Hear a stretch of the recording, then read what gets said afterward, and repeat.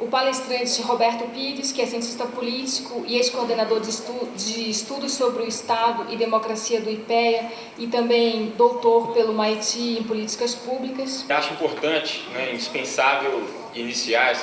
essa reflexão aqui a partir dos eventos aí que marcaram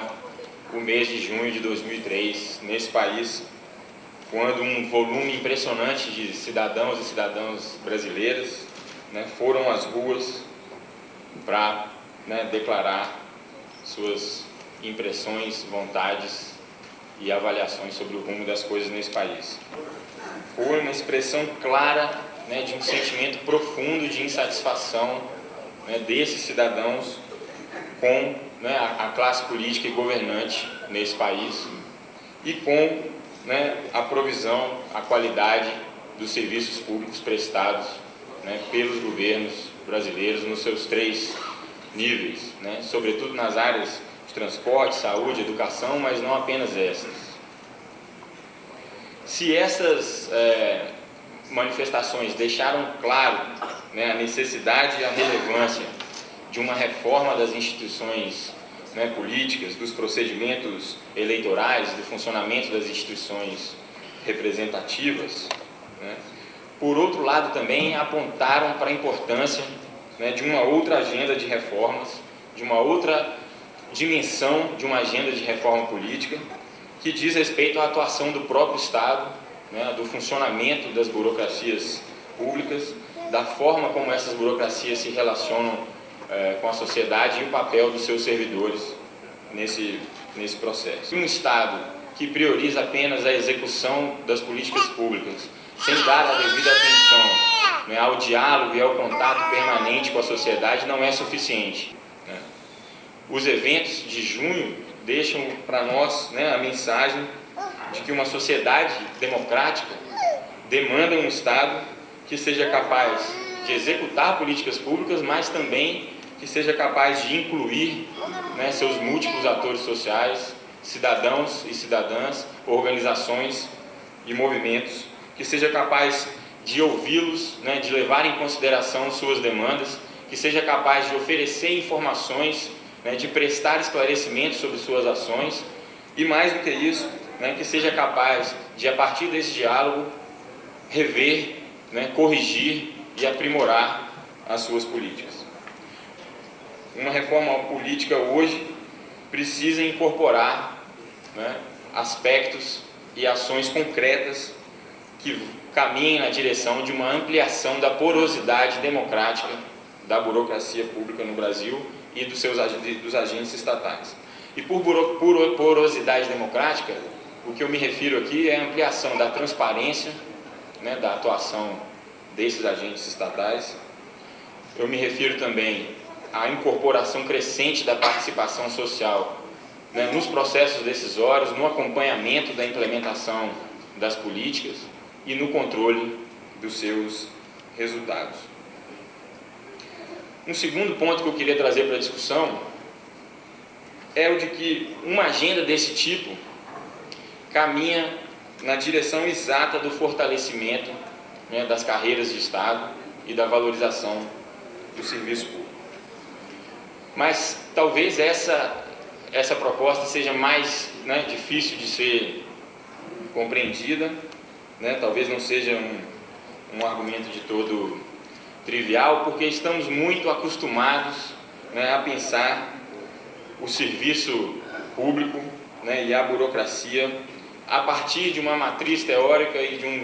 de um tipo de interpretação que privilegia o seu isolamento das influências políticas e das influências sociais.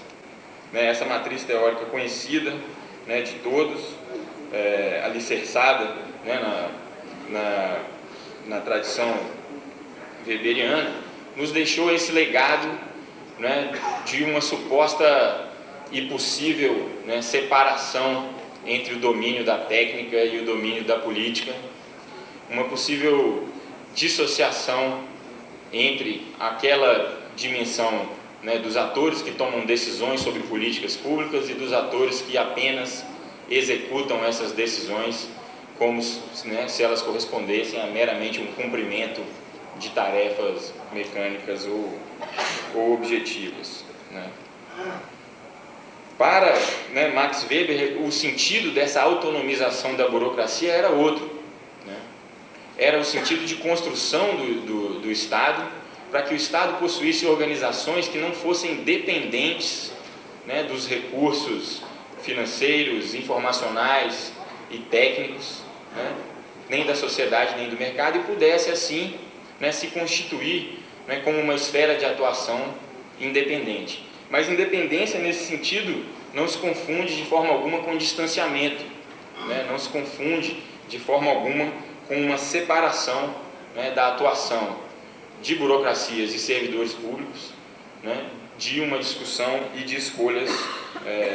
políticas. A observação de qualquer processo de produção de política pública, e quem, né, os estudos revelam isso, e quem atua, né, nessa área tem clareza sobre isso, é de que a realidade não permite esse tipo de dissociação, né, entre uma atuação puramente técnica e uma atuação puramente política. Essas coisas se confundem profundamente no dia a dia, né, das organizações do Estado. O processo, né, de execução, de implementação de políticas públicas, ele não é mecânico, ele não é um mero cumprimento, né, de leis. Ele envolve uma série de decisões que são tomadas, né, a cada dia na condução dessas políticas e que têm implicações sérias, né, para os atores que interagem com essas políticas. Utilizando aquela frequente dissociação entre Estado e governo, e se quisermos entender, né, as carreiras típicas de Estado como aquele conjunto de servidores que deveria dar, né, uma coerência intertemporal à ação governamental, né, precisamos ver, sim, né, esses servidores, essas burocracias, como agentes que tomam decisões políticas cotidianas, né? E essas decisões políticas precisam ser legitimadas, né? Esses agentes públicos, né, servidores públicos, precisam tomar essas decisões lastreando-se, né, nas preferências, demandas e nos debates que a sociedade estabelece em torno dessas políticas. Não podemos esquecer também que o servidor público também, e muitas vezes, é mal visto pela nossa sociedade, né? Muitas vezes é visto como alguém que recebe benefícios para além daquilo que entrega, né, para essa sociedade. Portanto, o que, né, estou tentando articular aqui é que uma aproximação, né, dessas burocracias e dessas carreiras, né, aos atores sociais, aos cidadãos e cidadãs, oferece também como vantagem, né, uma possibilidade de superar essas visões, né? A transparência carrega o potencial de demonstrar aquilo que esse servidor, aquela servidora ou essa e aquela carreira são capazes de oferecer e oferecem cotidianamente na execução das políticas do Estado, né? Além disso, é através desse contato que esse servidor, essas carreiras e essas burocracias se tornam capazes de adquirir informações relevantes, né, sobre as demandas da sociedade, sobre os problemas a serem enfrentados, sobre estratégias eficazes para lidar com essas situações, né? Precisamos aproveitar, né, o contexto e o momento e avançar também, né, em medidas que promovam uma maior porosidade, né, das organizações públicas e, né, finalmente, de que esse processo oferece aí, né, muitas oportunidades para o fortalecimento, né, das carreiras e do serviço público, né, nesse país. Obrigado.